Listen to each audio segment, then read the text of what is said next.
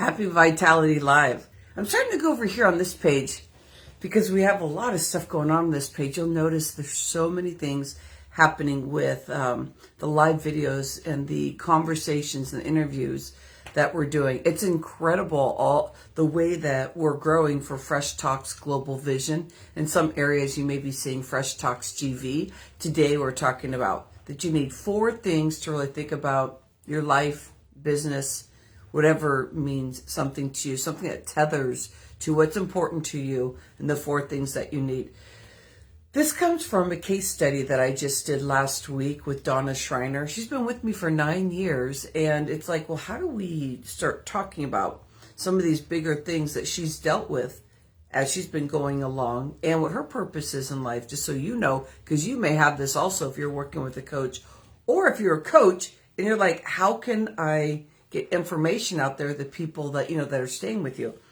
But Donna's journey is about being stuck mentally, physically, and moving forward and still saying yes to a coach. Not like, oh, I'm done with you, or I've grown out of you. I've heard that quite a few times. Anyway, I'm not going to go into that part. Also, my brain just started going there, but I'm not going to go there. So we talked about 4 things. There's 4 videos out there. They're like 10 to maybe 15 minutes long. And it's about the 4 things that she had issues with, which is what we call the back door, cement wall, anger, mindset. And the back door was very, very interesting because it's like when you are coaching somebody, and if you've been coached, you're like wondering how it is to be coached. Sometimes somebody can say something that just kind of hits your head, like you're just like, nope, like you don't receive it, So 9 years ago, Donna started saying something about, Rhonda, you said this. And I was like, nope. She said, but somehow you just said it right to where it went, like not in my frontal here, where I was like, nope. That it kind of came here and I started hearing it differently. And I was able to receive that and understand what I wanted to do with that. And it was a powerful thing. So our first video that we did was about backdoor. Sometimes when you are ready to move forward, you still you believe you are ready to move forward, but when somebody starts sharing with you different insights, stuff that they know about you, and start exploring, more of like what the change could be, and however, your coach goes through it, you may think you're ready, but if you say nope, and it's not even going out into the back door, you're just like fighting with it. Oh, they're so wrong. Oh, I've already done that. And sometimes when I first start coaching somebody, what they'll say is, oh, I already did that. I've done that. Oh, I'm already doing that. And they'll tell you stories all around it. And you're like, no, I know that you're doing that, but it's only going in this deep. But we're going to talk about that so you can go in deeper, because that's where all the joy and the learnings and the layers of stuff that you're asking for, that's the stuff that's stopping you, because you're just going everywhere and you're just going in that deep. So the back door I found very interesting in that video. I'll release them at some point, but this is about your vitality, and you need vitality in everything you do. And the more you become aware of where your stoppers are, the quicker things are going to happen. Big changes. They're ready for you. 2025. Come on, it's time for a change. The other one was cement wall.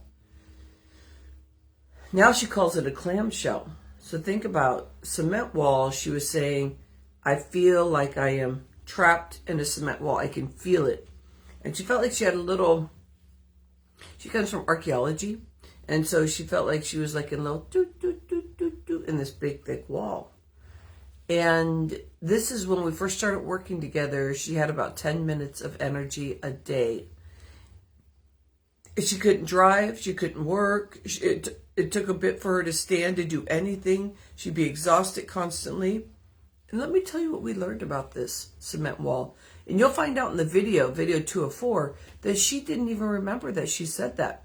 Because she so far removed it after 9 years that she was like, she even brought it up to me. She said, well, you said that I said cement wall. And I was like, yeah, I mean, it's part of one of your testimonials or whatever, years ago.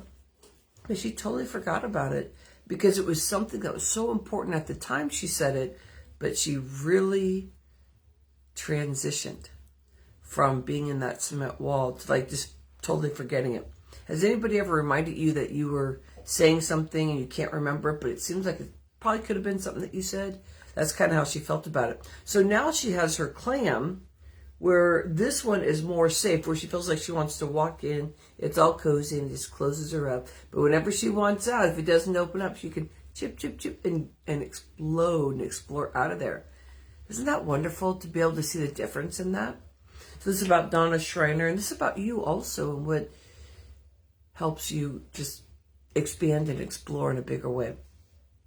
Anger was the third one we talked about. And she talked about a journey with her husband passing away and some of the anger that came with it. And we went back even further, and you think about this anger within yourself. Anger is just like a question that hasn't been answered yet, or something that's just so stuck in a cycle of like, how can I get out of that? And it just keeps building and building. And so she talked about her husband because he passed away during COVID time. She never, ever saw him in the hospital. Totally cut her off from being able to actually go see him before he truly passed on. It was bizarre for her husband to be pulled away from the house, 911 call, to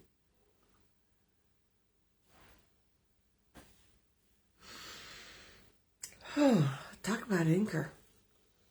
But we also talked about just the feelings of anger that years before that she was talking about, how can I manage this anger? And here's this nice, gentle woman talking about her anger. I'm like, what? What anger? But her, I'm not going to move forward. I could start understanding how it was translating to that. And so we had some conversation about that. Where are you where you feel stuck in anger? Like it's something like, oh, I wanted to change it. Bam! Just kind of like that feeling. So that's a question for you. Mindset.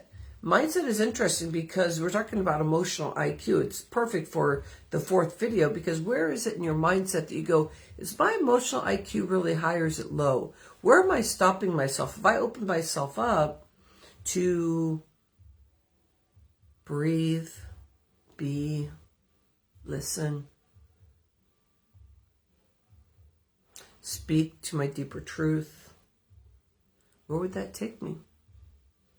That's what that conversation is about. Where would that take you if you maybe were angered about something, but you learn to move it in a way that's in your heart where you go, wow, man, that hurts. That's hard. And you start asking things in another unique way where it's just like, and you stop fighting because the fight is really that you just don't know other words to get into it. So you're just like that. But emotional IQ is that when you're really feeling bad, sometimes you walk away for a moment and you come back and you go, oh, this is really affecting me. I want to talk about it. Or you start noticing in your conversations that you're trying to control things and you learn to let go. And how your world opens up when you take that energy of like holding on strong, to somebody. So I was thinking about that. Backdoor, cement, anger, and mindset. Those are the 4 things we talked about. If you cleared all 4 things, like that you started noticing there's certain things that you're dealing with within this case study that I did, where would this take you? If you could clear those thoughts, those feelings, those things that stop you from moving forward because you're stuck and you have to think and you have to go through this process.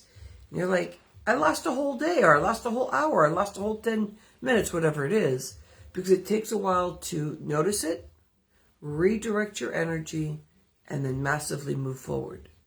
So the more that you clear that, that's what the motivation is. And this morning I did a meditation and it was about being very clear on what your connection is with meditation, because meditation can hold you in a place of it looking the same over and over and over, and it can kind of drive you a little bit crazy. But when you start looking at mindset and you start looking at what meditation can do for you, you start connecting in a different way. You're like, oh, I have this bigger goal. And that bigger goal, I need to understand how I step into that. And you get into deeper conversation with yourself through meditation. It's like that curiosity. If I clear my mind, just like a water and glass, all of a sudden the other glass that you poured out of has more space. And in that creativity, you need that space to be able to do something new. What would happen if you literally did all these new things that meant something to you? Like you just were like, you know what, if I make this change right now, but I need to open up some space in my body so I can hear it, so I can open, so I can be ready for those next steps. How would this change my world? So that's what the meditation was about. I love you so much.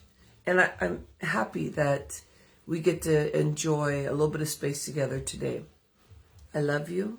And think about the 4 things where you are stuck and where you're powerfully moving them forward. Namaste. Love you.